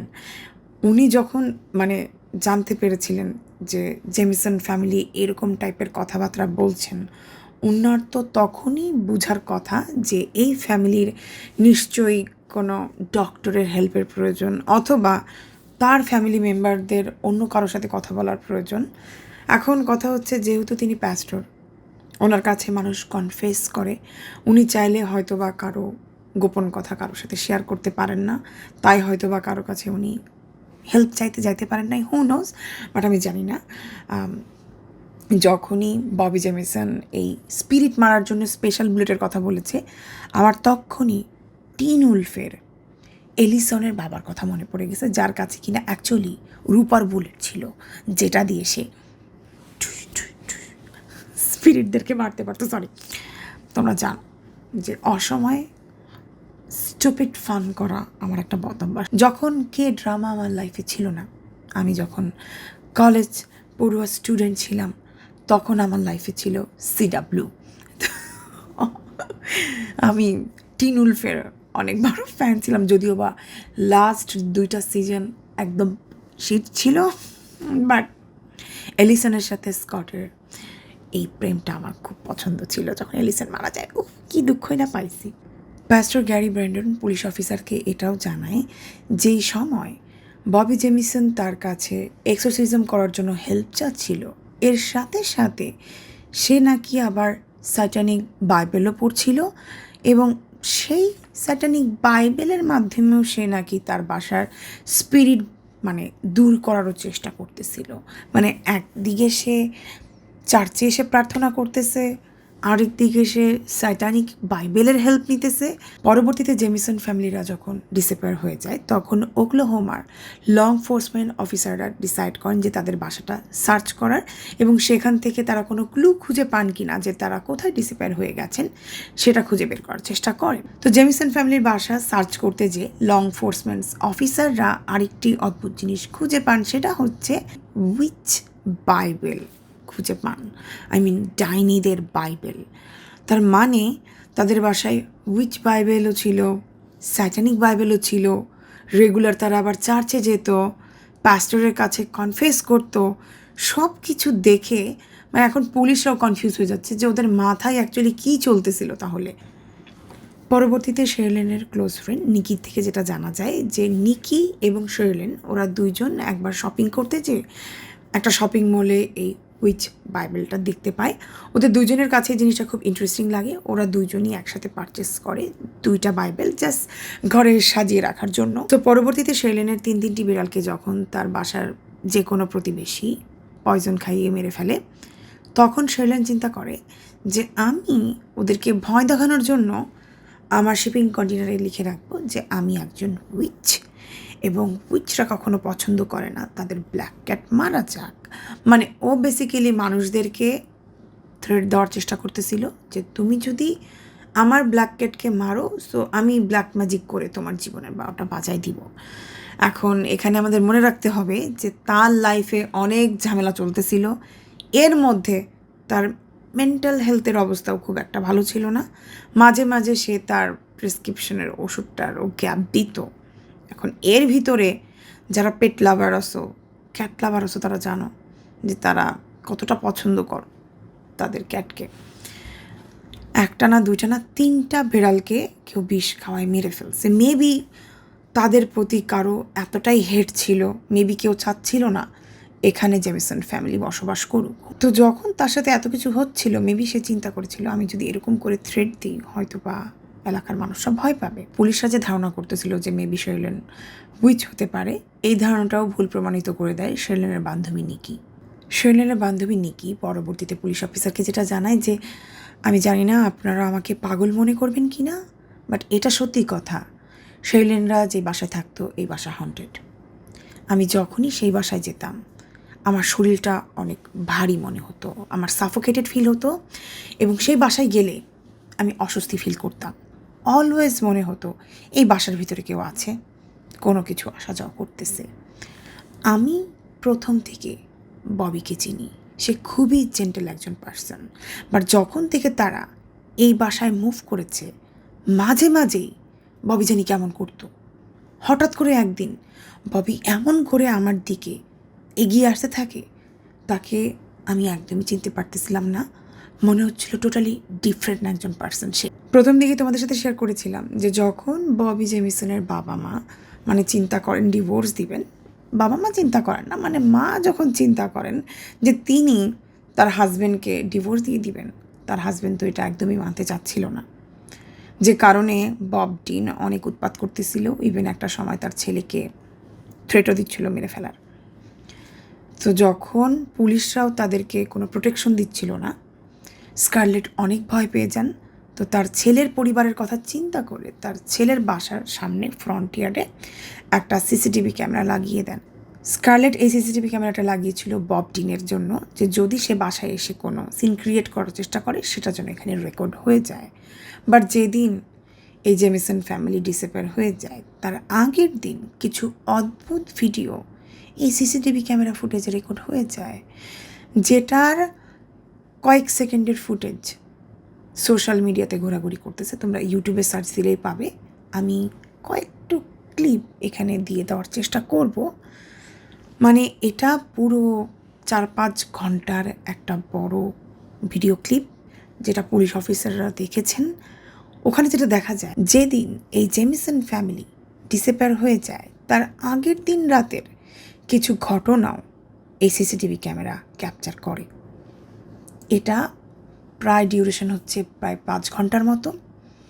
বাট কিছু ক্লিপ সোশ্যাল মিডিয়াতে লিক হয়ে যায়। এটা ইউটিউবেও আছে, তোমরা চাইলে দেখতে পারো। আমি কিছু ক্লিপ তোমাদের সাথে এখানে শেয়ার করার চেষ্টা করব। এটা খুবই অদ্ভুত। এই ভিডিও দেখে তোমরা কিছু একটা বুঝতে পারবে না, কজ এটা খুবই শর্ট করে লিক করা হয়েছিল। বাট পরবর্তীতে পুলিশ অফিসাররা যেটা জানান, যে ওনারা এই ভিডিওতে যেটা দেখেছেন,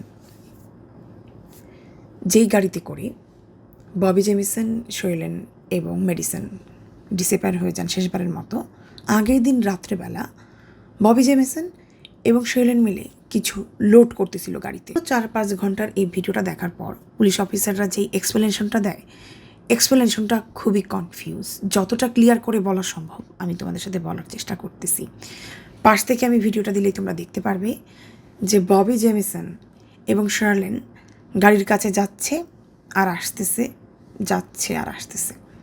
পুলিশ অফিসাররা যেটা জানান, যে সারা রাত ধরে ববি জেমিসন এবং শার্লেন গাড়িতে কিছু লোড করতেছিল, মানে কিছু রেখে আসতেছিল। কিন্তু ওরা যতটুক মাল গাড়িতে রেখে আসছে, এতটুক জিনিস রাখার জন্য মাত্র 2 ট্রিপ অথবা 3 ট্রিপ লাগে। মানে ঘর থেকে আমি যদি 3 বার গাড়ির কাছে যাই, মানে এতটুক ইনাফ আমার গাড়িটা ভরানোর জন্য। কিন্তু এই এতটুক জিনিস, মানে ও বারবার গাড়ির কাছে যাইতেছে আর একটু করে রাখতেছে। যাই আমি বইটা রেখে আসি, একবার গাড়ির কাছে গেলাম। যাই আমি এই পেনটা রেখে আসি, আরেকবার গাড়ির কাছে গেলাম। যাই আমি এই রিমোটটা রেখে আসি। যাই আমি এই ব্যাগটা রেখে আসি। মানে এরকম করে ওরা 20 বার এক একজন আসা যাওয়া করছে। এবং যখন ওরা আসা যাওয়া করতেছিল, পুলিশ অফিসাররা যেটা বলেন, ওরা একবারও দুজনের সাথে কোনো কমিউনিকেট করে নাই। যদি ইন্ডিভিজুয়ালি তাদের দিকে তোমরা খেয়াল করো, দেখলে মনে হবে যে ওরা দুই প্যারালাল ইউনিভার্সে আছে। এই আসা যাওয়া করার সময় মাঝে মাঝে এমন হয়েছে যে অর্ধেক রাস্তায় যেতে যেতে শৈলেন এরকম স্টপ হয়ে গেছে একটা জিনিস নিয়ে। ও গাড়ির কাছেও যাচ্ছে না, ও বাসায়ও আসতেছে না, ওইভাবে দাঁড়ায় আছে মধ্য রাস্তায়। অন্যদিকে ববি জেমিসন কিন্তু ওর পাশ দিয়ে হেঁটে যাচ্ছে, গাড়িতে জিনিস রাখতেছে, আবার বাসায় যাচ্ছে, গাড়িতে জিনিস রাখতেছে।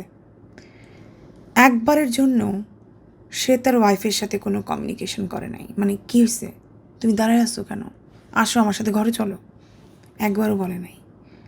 তো কিছুক্ষণের মধ্যে দেখা যায় শৈলেন আবার নর্মাল হয়ে গেছে, আবার যাচ্ছে জিনিস রাখতেছে, আবার যাচ্ছে জিনিস রাখতেছে।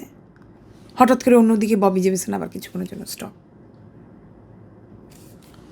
সে দাঁড়ায় আছে। আমি জানি না, আবার গায়ে ঘুষপাপ দিচ্ছে এটা বলার সময়।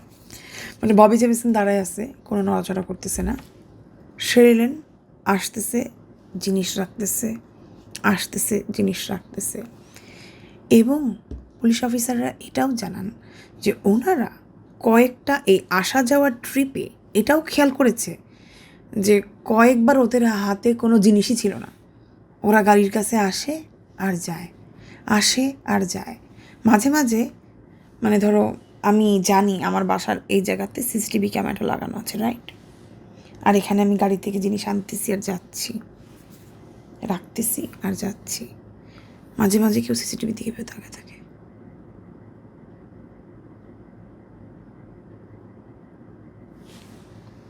আবার যায়, আবার রাখে। এই 4-5 ঘন্টা ধরে ওরা এই রকম টাইপের কাজ করেছে। এখন পুলিশরা যেটা বলতে থাকেন, মেবি তারা কোনো ধরনের উত্তেজিতমূলক পাউডার খেয়েছিল, এই কারণে এই জন্য এরকম টাইপের আচরণ তারা করতেছিল। যদিও বা পরবর্তীতে পুলিশ অফিসাররা জেমিসন ফ্যামিলির ফুল বাসা সার্চ করে কোনো ধরনের উত্তেজিতমূলক পাউডারের এভিডেন্স পায়নি। তারা এরপর তাদের গাড়িটাকে আবার সার্চ করেছিল, সেখান থেকেও উত্তেজিতমূলক পাউডারের কোনো এভিডেন্স পায়নি। তো ওনারা যে স্পেকুলেশন করতেছিল মেবি তারা উত্তেজিতমূলক পাউডার খেয়ে এরকম টাইপের আচরণ করতেছিল গাড়ির সামনে। সো এই ধারণাটাও তারা কোনো মতে প্রমাণ করতে পারে না। ববি জেমিসনের সাথে যারা ক্লোজ ছিল, মানে যাদের সাথে ববি জেমিসনের উঠা বসা ছিল, তারা পুলিশ অফিসারকে যেটা জানায় যে একবার ববি তাদেরকে বলে যে আমি অ্যাকচুয়ালি জানি কীভাবে টাকা আর্ন করতে হয়, বাট আমি আমার ওয়াইফকে এসবে ইনভলভ করতে চাই না। এই কথাটার মানে কী ছিল? তার মানে কি এটা হতে পারে যে সে যে বলেছিল তার বাবা এক্সট্রা কারিকুলার অ্যাক্টিভিটিস এবং উত্তেজিতমূলক পাউডার এবং বিভিন্ন টাইপের গ্যাংয়ের সাথে জড়িত, কিভাবে তার বাবা ইনকাম করে এই ওয়েটাও তাহলে ববি জেমিসন জানতো। বাট সে সেখান থেকে টাকা ইনকাম করতে চায় না, কারণ সে তার বাচ্চাকে আর তার ওয়াইফকে এখানে জড়াতে চায় না। Who knows.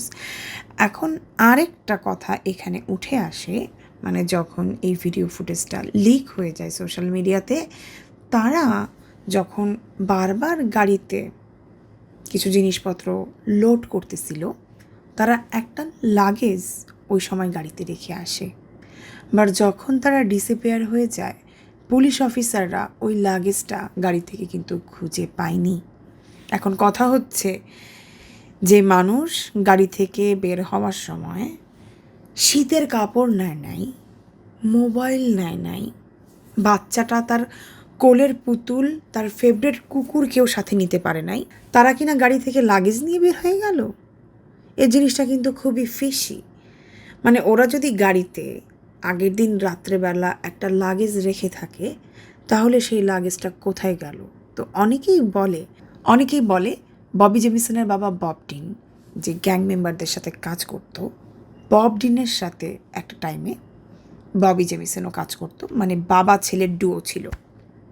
একটা পর্যায়ে হয়তোবা ববি জেমিসন চিন্তা করে যে যেহেতু সে বিয়ে করেছে, তার এখন বাচ্চা হয়েছে, সে এখন এইসব কাজে ইনভলভ হতে চায় না, যে জিনিসটা বব ডিন একদমই পছন্দ করে না। তাই হয়তোবা সে তার ছেলেকে মেরে ফেলার থ্রেট দেয়। যেহেতু ডিরেক্টলি সে পুলিশকে বলতে পারতেছিল না যে আমার বাবা এইসব উত্তেজিতমূলক পাউডারের বিজনেসে ইনভলভ, এক সময় আমিও ছিলাম, বাট সেখান থেকে আমি বের হয়ে এসেছি। আফটারঅল এটা তো তার বাবা, এবং সেও যেহেতু এরকম বেআইনি কাজের সাথে জড়িত ছিল, তো তাই মানে এটাকে একটু ঘুরিয়ে পেঁচিয়ে পুলিশের কাছে তারা বলেছে যে আমার মা অ্যাকচুয়ালি ডিভোর্স দিয়ে দিচ্ছে, আমার বাবা এটা পছন্দ করতেছে না, এই কারণে আমার বাবা আমাকে মেরে ফেলার চেষ্টা করেছে। কারণ অনেকেই বলে যখন তারা এই উত্তেজিতমূলক পাউডারের ট্রানজ্যাকশনটা করতেছিল, হয়তো বা থার্ড পার্টির কেউ তাদেরকে ফলো করতেছিল, যাদের আগের থেকেই এই জেমিসনের উপরে নজর ছিল। ফ্যামিলির মেম্বাররা, মানে ববি জেমিসন, শেরলেন এবং মেডিসন গায়েব হয়েছে, টাকা তো গায়েব হয় নাই। যদি অ্যাকচুয়ালি টাকার জন্য কেউ তাদেরকে পিছু করতো, তাহলে তারা টাকাটা না নিয়ে কেন চলে গেল? এখানে এসেই তো আবার সেই সব থিওরি ডেড এন্ড হয়ে যাচ্ছে। মানে কোনো মতেই তোমরা চাইলে একটা থিওরি তৈরি করতে পারবে না যে অ্যাকচুয়ালি এই ফ্যামিলিটা কোথায় গেল। পরবর্তীতে পুলিশ অফিসাররা একজনকে সাসপেক্ট হিসেবে ধারণা করে থাকেন, যিনি কিনা ববি জেমিসনের বাসাতে একজন হ্যান্ডিম্যান হিসেবে কাজ করত। শেরলিনের একটা নতুন বাচ্চা হয়েছে এবং ঘরে একটা টডলার রয়েছে, তার পক্ষে ঘরের কাজ করা একদমই পসিবল ছিল না। তো ঘরের যে কোনো ইলেকট্রনিক জিনিস ঠিক করা অথবা ঘরের পাইপ লাইনের কোনো কাজ ঠিক করা, বাসার কাজ ঠিক করা, সব কিছুর জন্য সে একজন হ্যান্ডিম্যান রেখেছিল, যে কিনা তার সব কাজ করতে সাহায্য করবে এবং তাকেও একটু উঠা বসা করাতে হেল্প করবে। ববি জেমিসনের বাসায় যে হ্যান্ডিম্যানটা কাজ করতো, উনি আবার ছিল রেসিস্ট, মানে হোয়াইট পিপলদেরকে ছাড়া ও কাউকেই পছন্দ করতো না। তো উনি কোনো মতে জেনে যায় যে শেরলেন যে ফ্যামিলি বিলং করে, মানে ওর ব্লাড লাইনে ইন্ডিয়ান ফ্যামিলি লাইনও আছে। তো এটা জানার পর একদিন কাজ করতে করতে মানে হঠাৎ করে মানে গল্পের ভিতরে বলে বসে, আমি মনে করি আমাদের আমেরিকাতে হোয়াইট পিপলরা ছাড়া আর কারো থাকা উচিত না, অন্যদেরকে গুলি করে মেরে ফেলা উচিত। এই কথাটা শুনে শেরলেন অনেক প্যানিক আউট করতে থাকে যে এই লোক তো অনেক রেসিস্ট, এখানে আমি আমার বাচ্চাদেরকে নিয়ে থাকি, তো যে কোনো মুহূর্তে আমার বাচ্চাকে আর আমাকে মেরে ফেলতে পারে অথবা আমাদের ক্ষতি করে ফেলতে পারে। এরপর থেকে শেরলিন নিজের কাছে একটা গান রাখা স্টার্ট করে, এবং যেদিন সেই কথাটা শুনে যে ওদের বাসার হ্যান্ডিম্যান ওকে এই টাইপের একটা কথা বলেছে, তাকে বন্দুক দেখিয়ে থ্রেট দিয়ে তার বাসা থেকে বের করে দেয়। পরবর্তীতে পুলিশ অফিসাররা আরেকজনকে সাসপেক্ট হিসাবে গণ্য করেন, সেটা হচ্ছে বব ডিন, যে কিনা হচ্ছে ববি জেমিসনের বাবা।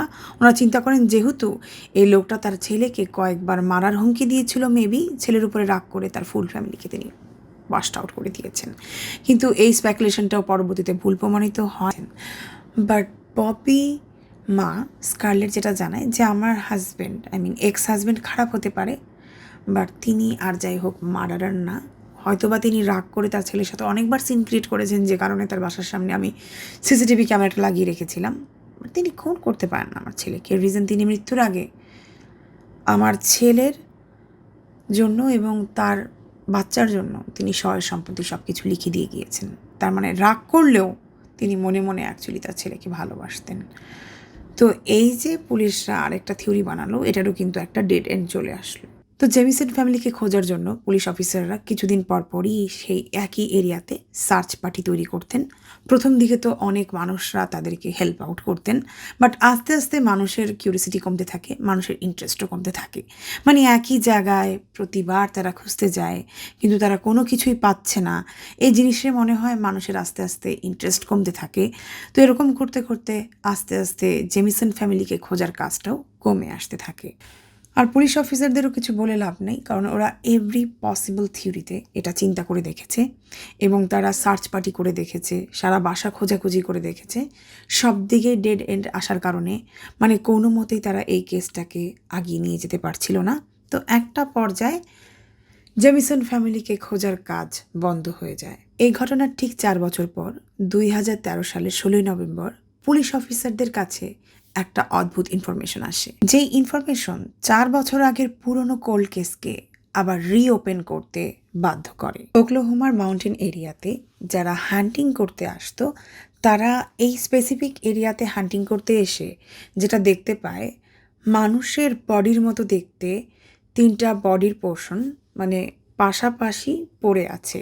এটা দেখে তারা এতটাই ভয় পায়, সাথে সাথে তারা 911-এ কল দেয়, বলে যে আমাদের কাছে মনে হয় এখানে মানুষের 3টা বডি পার্ট অথবা 3টা মানুষের লাশ এখানে পড়েছে, আমরা দেখে বুঝতে পারতেছি না। পুলিশ অফিসাররা যেটা জানান যে যেভাবে এই বডি রিমেন্টগুলো ওই এরিয়াতে পাওয়া গিয়েছিল, দেখে যেটা মনে হচ্ছে যে ওনারা মৃত্যুর পর মাটিতে এভাবেই পড়েছিল, আস্তে আস্তে পচে গলে এভাবেই তারা আর্তের সাথে মিশে গেছে। মানে কেউ তাদেরকে কবর দেয়নি, মাটি চাপা দেয়নি, যে কারণে তাদের লাশের অবশিষ্ট পার্ট এভাবে মাটির উপরে ভেসে আছে। আর খুবই ব্যাডলি ডিকম্পোজড হয়েছে। মানে এই বডি রিমেনগুলো এত বাজেভাবেই ডিকম্পোজড হয়েছে, মানে অলরেডি বোনগুলোও ড্যামেজ হওয়া শুরু হয়ে গেছে। যদিও বা পুলিশ অফিসাররা এই বডি রিমেনগুলো দেখার সাথে সাথে ইমিডিয়েটলি তারা চিন্তা করেন যে মেবি এটা জেমিসন ফ্যামিলির বডি পার্টস হওয়ার চান্স আছে, বাট তারা তো চাইলেই এটা মুখ দিয়ে বলতে পারেন না। তাই ইমিডিয়েটলি এই বডি পার্টসগুলোর আইডেন্টিফিকেশন করানোর জন্য তারা টেস্ট করতে পাঠিয়ে দেন। যেহেতু এই মৃতদেহের বডি পার্টসগুলো এত বাজেভাবে ডিকম্পোজড হয়েছে, পুলিশ অফিসাররা জানতো যে এখান থেকে মানুষের আইডেন্টি বের করা অনেক টাফ হয়ে যাবে, সময় লাগবে, বাট ওনারা জানতো না যে কত সময় লাগবে। লিটারেলি মানে আইডেন্টিটি খুঁজে বের করতে এই বডি রিমেন্ট থেকে সময় লেগেছিল 8 মান্থ। মানে 2014 সালের জুলাই মাসের 13 তারিখে অ্যাকচুয়ালি জানা যায় এই বডি রিমেন্টগুলো আর কারো না, এটা হচ্ছে জেমিসন ফ্যামিলির। এবং ল্যাব টেস্ট করতে যে ডক্টররা আরেকটা আনইউজুয়াল জিনিস যে দেখতে পান, যে বডির অংশবিশেষ পুলিশ অফিসাররা ডক্টরকে দিয়েছিল আইডেন্টিফিকেশন করার জন্য, সেখানে কিন্তু মাথার খুলিও ছিল, সেখানে খুবই শার্প একটা ছিদ্র ছিল। যেহেতু বডিটা খুব ব্যাডলি ডিকম্পোজড হয়ে গেছে, এটা দেখে ডক্টররা বলতে পারছিল না যে এই শার্প ফুটাটা অ্যাকচুয়ালি কিসের, মানে এটা গুলি থেকে হয়েছে নাকি অন্য কোনো আঘাত থেকে হয়েছে। সো পুলিশ অফিসারদের সাথে এটা শেয়ার করার পর ওনারা যেটা বলেন, আমাদের কাছে মনে হয় না ওদেরকে কেউ গুলি করেছে। এমনও হতে পারে মানে যখন তারা এখানে হারিয়ে গিয়েছিল ঘুরতে ঘুরতে এসে মেবি তারা ক্ষুধায় অসুস্থ হয়ে এখানে পড়ে যায়, পরে কোনো পশু এসে তাদেরকে আক্রমণ করেছে এবং পশুর আঘাতেও তারা মারা যেতে পারে। পুলিশ অফিসারদের এরকম অদ্ভুত কথা বলার রিজন আমার কাছে যেটা মনে হয়েছে, এত বছর ধরে এই কেসটা নিয়ে কাজ করার পরে যেহেতু পুলিশ অফিসাররা অ্যাকচুয়াল খুনিকে ধরতে পারে নাই, পরে যখন মানে তাদের লাশ বের হয়েছে এবং তাদের গায়ে গুলির চিহ্ন দেখছে, এটা পুলিশদের জন্য তো একটা লজ্জাজনক বিষয়। এখন তাদের তো কিছু দিয়ে একটা ধামাচাপা দিতে হবে, তাই তারা বলছে যে না না না, এটা গুলির কোনো চিহ্ন না, মেবি কোনো পশু তাদেরকে আক্রমণ করে তাদেরকে খেয়ে মেরে ফেলছে। বাট এই এলাকায় যারা অনেক দিন ধরে হান্টিং করতে আসে তারা যেটা বলেছে, আমরা এই এলাকায় অনেক দিন ধরে আছি, বাট এখানে এমন কোনো পশু দেখি নাই আমরা যারা এরকম টাইপের ক্ষত করতে পারে। আর যেহেতু আমরা হান্টিং করি, আমাদের কাছে অলওয়েজ বন্দুক থাকে, আমরা খুব ভালো মতোই জানি বন্দুক দ্বারা কী টাইপের ক্ষত হয়। আমরা 100% শিওর কেউ জেমিসন ফ্যামিলিকে পাশাপাশি সারিবদ্ধভাবে নি ডাউন করে বসিয়ে তাদের মাথায় গুলি করে তাদেরকে এখানে এনে মেরেছে। আমরা একবারের জন্য কেন এই জায়গায় এসে ওদের লাশ খুঁজে পেলাম না, এটা হচ্ছে প্রথম কথা।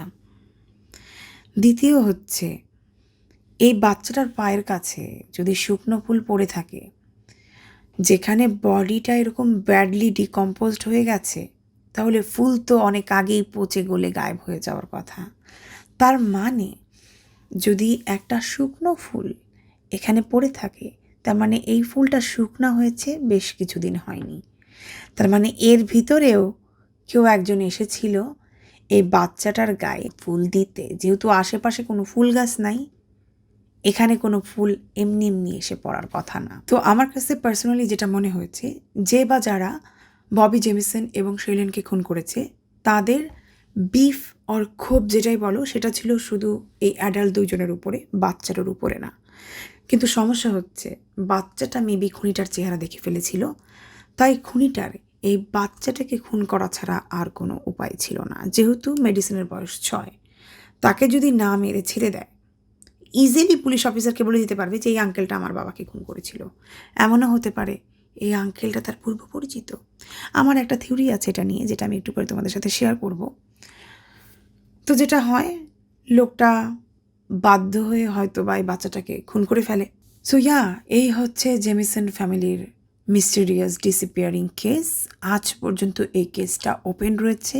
এখন পর্যন্ত কেউ বের করতে পারে নাই অ্যাকচুয়ালি কিভাবে এই জেমিসন ফ্যামিলি মারা গেল, অথবা কারা এই জেমিসন ফ্যামিলিটাকে মারলো। শেইলেনের মা এক জায়গায় ইন্টারভিউতে যেটা বলেন, মানে উনি যেটা মনে প্রাণে বিশ্বাস করেন, কোনো রিলিজিয়াস কাল্ট তার মেয়ের ফ্যামিলিকে ওয়াইপড আউট করে ফেলেছে।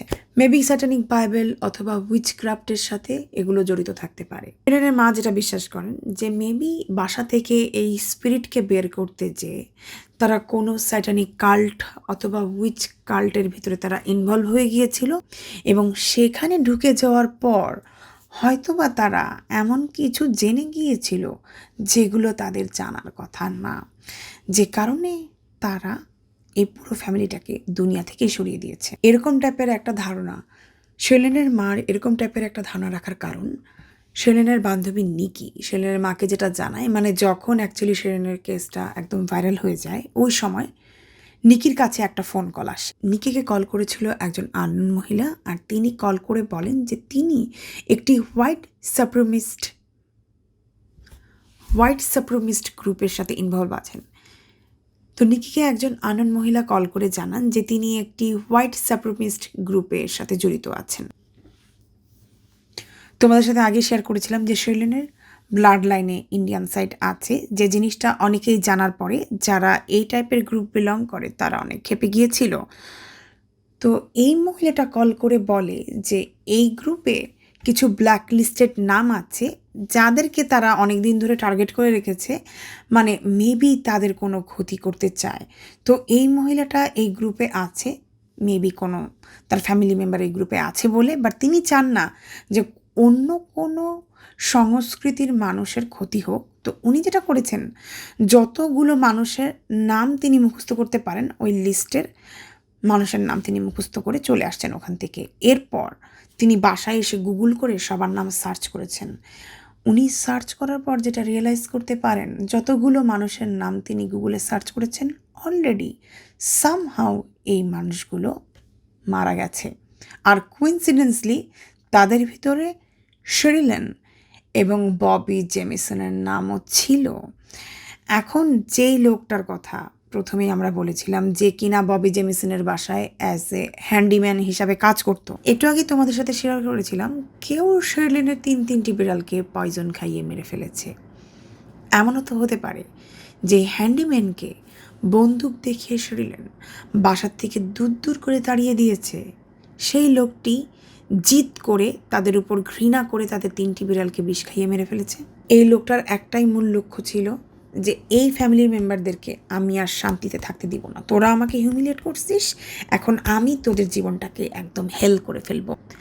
এরপর যখন জেমিসন ফ্যামিলি চিন্তা করলো না টু মাচ হয়ে যাচ্ছে আমাদের সাথে এই এলাকাতে, আমরা এখানে আর থাকতে পারবো না, একটা শিপিং কন্টেনার আমরা পারচেস করি, এটা নিয়ে আমরা নতুন জায়গায় শিফট হই, ওখানে বাড়ি বিল্ড করবো, দেন আমরা ওখানে যেই থাকবো। হয়তো বা কোনোভাবে এই হ্যান্ডিম্যান জেনে গেছিল, যেটা আমার ওর পছন্দ হয় নাই। মানে তোরা এই বাসায় থাকবি আর আমি তোদেরকে কন্টিনিউয়াসলি ডিস্টার্ব করবো, তোরা এখান থেকে যেতে পারবি না। জেমিসন ফ্যামিলি ওই 40 একর জমি দেখে আবার তাদের বাসায় ব্যাক করতেছিল, যেহেতু এটা একেবারে জনমানবহীন একটা এরিয়া ছিল। মেবি এটা একটা পারফেক্ট টাইম ছিল এই লোকটার জন্য। তো 40 একর জমি দেখার পর যখন জেমিসন ফ্যামিলি বাসায় আসার উদ্দেশ্যে রওনা দিয়েছিল, আসার পথে যখন একটা জনমানবহীন এরিয়ার ভিতর দিয়ে ঢুকতেছিল, মেবি এমনও হতে পারে ওদের পিছু পিছু এই হ্যান্ডিম্যানটাও গিয়েছিল।